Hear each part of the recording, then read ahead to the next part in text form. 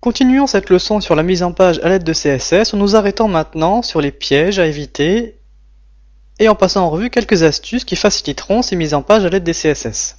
Tout d'abord, premier piège, les décalages dus à la fusion des marges. Qu'est-ce que cela signifie?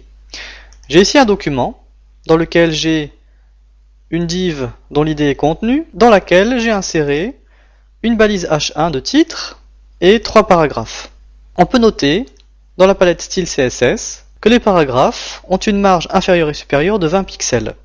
Ces paragraphes devraient donc, en théorie, être séparés de 40 pixels. Eh bien, ce n'est pas le cas. Leur marge fusionne et la séparation entre ces paragraphes ne fait que 20 pixels. Mais le principe de fusion des marges ne s'arrête pas là. J'ai, dans mon document, modifié les règles CSS pour la balise body en ajoutant une marge externe et interne de 0 pixels afin d'être certain qu'il n'y ait pas de décalage entre la fenêtre du document et ma div dont l'idée est contenue. Cette div contenue est centrée dans le document grâce à une marge gauche automatique et une marge droite automatique, et également grâce à une largeur de 500 pixels. Alors lorsque l'on veut centrer une boîte, on lui donne une largeur et on met des marges gauche et droite automatiques. C'est ainsi que ma div est centrée dans mon document. J'ai également ajouté une marge supérieure de 0 pixels. Donc, je ne devrais pas avoir de décalage entre le bord de la fenêtre et ma div dont l'idée est contenue. Je vais vérifier cela avec l'affichage en direct et je me rends compte qu'un décalage subsiste. Je peux également lancer pour être certain que ça ne provient pas de l'affichage en direct le document dans le navigateur et je me rends compte que le décalage est également présent. Pourquoi? Eh bien tout simplement à cause de la fusion des marges des éléments enfants avec les éléments parents. Mon titre est une balise H1 que je n'ai pas redéfinie, elle a donc un style par défaut avec des marges que le navigateur applique. Et la marge de mon titre, de cette balise H1, fusionne avec la marge du contenu. C'est pourquoi, lorsque je lance le navigateur, la div contenu est en quelque sorte attachée à la balise H1 et la marge s'applique pour les deux. Pour résoudre ce problème, je peux utiliser une astuce assez simple. Je vais modifier la div contenu et lui ajouter une propriété CSS de bordure.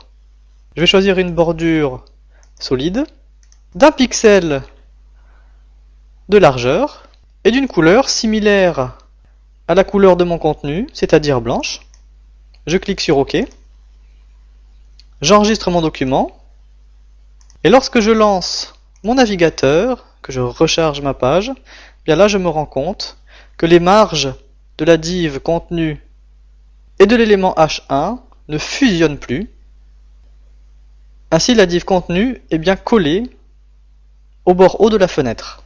Ce principe de fusion des marges peut facilement poser des problèmes de décalage lorsque l'on crée une mise en page. Il faut donc être conscient de ce principe afin de pouvoir régler ces problèmes de décalage. Alors, lorsque l'on crée une mise en page, on a accès à une aide très simple, ce sont les bordures. Lorsqu'on se demande pourquoi un élément ne s'affiche pas correctement, pourquoi il y a tel ou tel décalage, eh bien il est pratique d'ajouter des bordures, par exemple une bordure d'1 pixel solide et de couleur, disons, noire.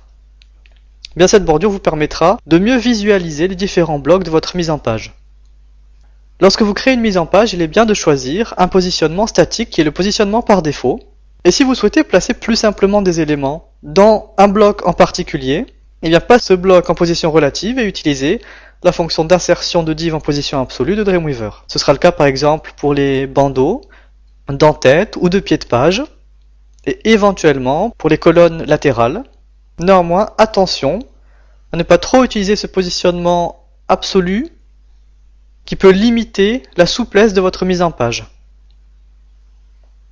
Une astuce intéressante, lorsque l'on crée une mise en page, on utilise souvent des images d'arrière-plan. Ces images sont très utiles afin de créer le design d'une mise en page. Et utilisées correctement, elles peuvent également résoudre certains problèmes. Alors, prenons un exemple. J'ai ici un modèle par défaut de Dreamweaver. Je souhaiterais que la couleur d'arrière-plan de cette colonne aille du pied de page jusqu'à l'en-tête. Comment faire? Puisque si je supprime du contenu, bien comme vous le voyez, la couleur d'arrière-plan ne risque pas d'aller jusqu'au bout de la page, puisque la div sidebar 1 s'étend en hauteur en fonction de son contenu.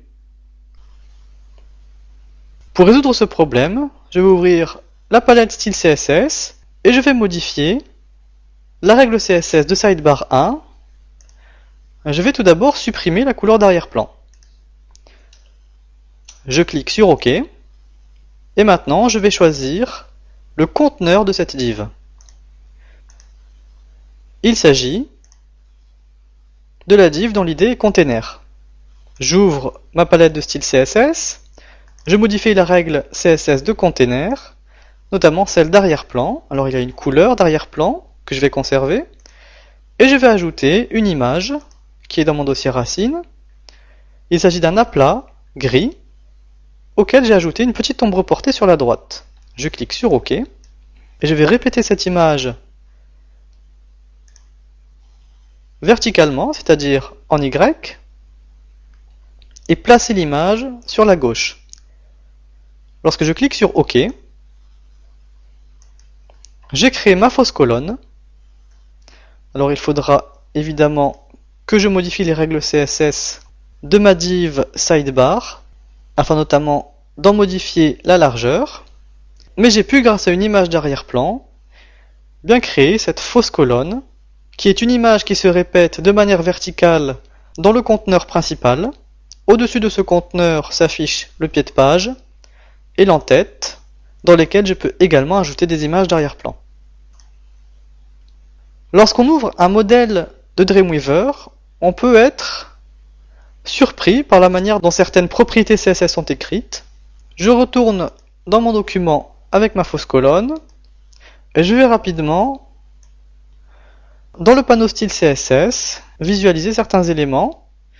Alors par exemple, toujours dans l'idée container, j'ai ici une propriété border avec 3 valeurs successives. C'est la même chose en dessous. Pour la propriété margin, j'ai 2 valeurs. La première valeur correspond aux marges supérieures et inférieures. La valeur suivante aux marges gauche et droite. En ce qui concerne la propriété border, il s'agit, on l'aura compris, de la taille de la bordure, du type de bordure et de la couleur. Je pourrais également rencontrer, par exemple, pour la balise header, une propriété padding ou margin avec 4 valeurs.